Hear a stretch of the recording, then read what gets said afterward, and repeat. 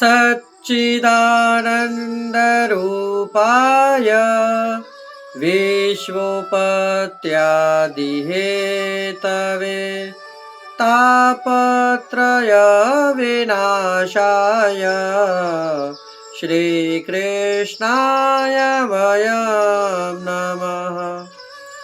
जय श्री कृष्ण, राधे राधे, जय श्री वल्लभ प्रियजनों। दास का प्रणाम स्वीकार करें। आज ये दास उपस्थित है आपके सामने पुष्टि लहर यानी पुष्टि प्रश्नोत्तरी को लेकर।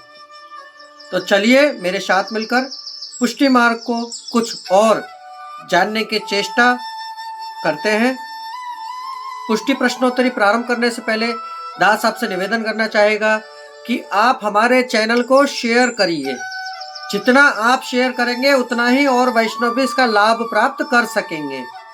तो प्रियजनों, शेयर करके कमेंट बॉक्स में राधे राधे, जय श्री कृष्ण, जय श्री वल्लभ अवश्य लिखिए। तो चलिए शुरू करते हैं पुष्टि लहर के पुष्टि प्रश्नोत्तरी को।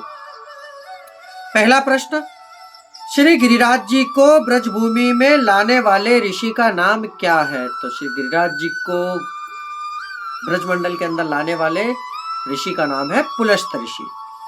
अगला प्रश्न, ठाकुर जी के अष्ट सखा में से अष्ट सखा यानी कि अष्टदास ठाकुर जी के जो कीर्तन प्रणालिका के हैं उनमें से किसके नेत्र नहीं थे? तो श्री सूरदास जी के नेत्र नहीं थे। अगला प्रश्न, वसंत के दिनों में ठाकुर जी को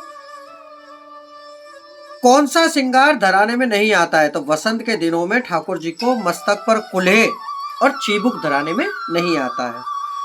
अगला प्रश्न, पुष्टि मार्गीय हवेली में 8 समय के दर्शन कौन कौन से हैं? तो 8 समय के दर्शन मंगला, श्रृंगार, ग्वाल, राजभोग, उत्थापन, भोग, संध्या और शयन। इस प्रकार 8 दर्शन हैं।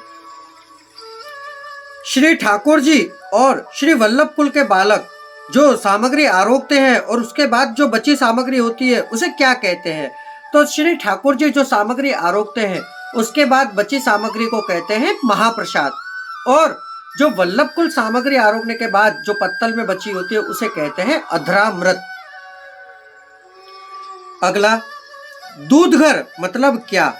दूधघर का मतलब है दूध से बनी हुई सामग्री, जैसे पेड़े, सूखे मेवा का हलवा, बर्फी, श्रीखंड, बासुंदी वगैरह। अगला, बसंत के दिनों में श्री ठाकुर जी के चरणारविंद क्यों ढकने में आते हैं? तो कहते हैं वसंत के दिनों में श्री ठाकुर जी के चरणारविंद इसलिए ढकने में आते हैं कि जो भक्त ठाकुर जी के संग होली खेलने के लिए आते हैं तो दास से भाव स्फूर्ता है मन में से, तब ठाकुर जी के चरण ढक दिए जाते हैं। क्योंकि वसंत के दिनों से और डोल उत्सव 40 दिन ठाकुर जी साख्य भाव से होली खेलते हैं ब्रज भक्तों के साथ, वैष्णवों के साथ। अगला प्रश्न, अनसकड़ी भोग किसे कहते हैं? तो जो सामग्री सिद्ध करने में आटा, घी, चीनी और पानी का उपयोग करने में आती है, जिसमें नमक और तेल नहीं उपयोग होता है, वह सामग्री अनसकड़ी कही जाती है। अगला, सकड़ी भोग किसे कहने में आता है? तो ठाकुर जी को समर्पित करने के लिए जो सामग्री सिद्ध करते हैं, जैसे कि आटा, चीनी, दाल, चावल, तेल, नमक, जल, इन सब का जो मिश्रण करके जो सामग्री बनाई जाती है उसे सकड़ी महाप्रसाद, सकड़ी भोग कहते हैं। अगला और अंतिम प्रश्न, बुहारी करने का मतलब क्या है? तो इसका उत्तर है, बुहारी करने का मतलब है कि ठाकुर जी के निज मंदिर में जब धूल एकत्रित हो जाती है तब हम सुबह जब जो झाड़ू मारते हैं उसे झाड़ू मारकर ना कहना और बुहारी सेवा करना। ये 10वां प्रश्न। तो प्रियजनों, ये थे पुष्टि मार्गीय प्रश्नोत्तरी के आज के 10 प्रश्न।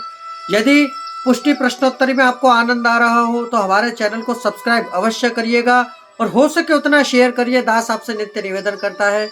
अब दास को आज्ञा दीजिए, कल पुनः मुलाकात होगी नए प्रश्नोत्तरी के साथ। जय श्री कृष्ण, राधे राधे, जय श्री वल्लभ अस्तु।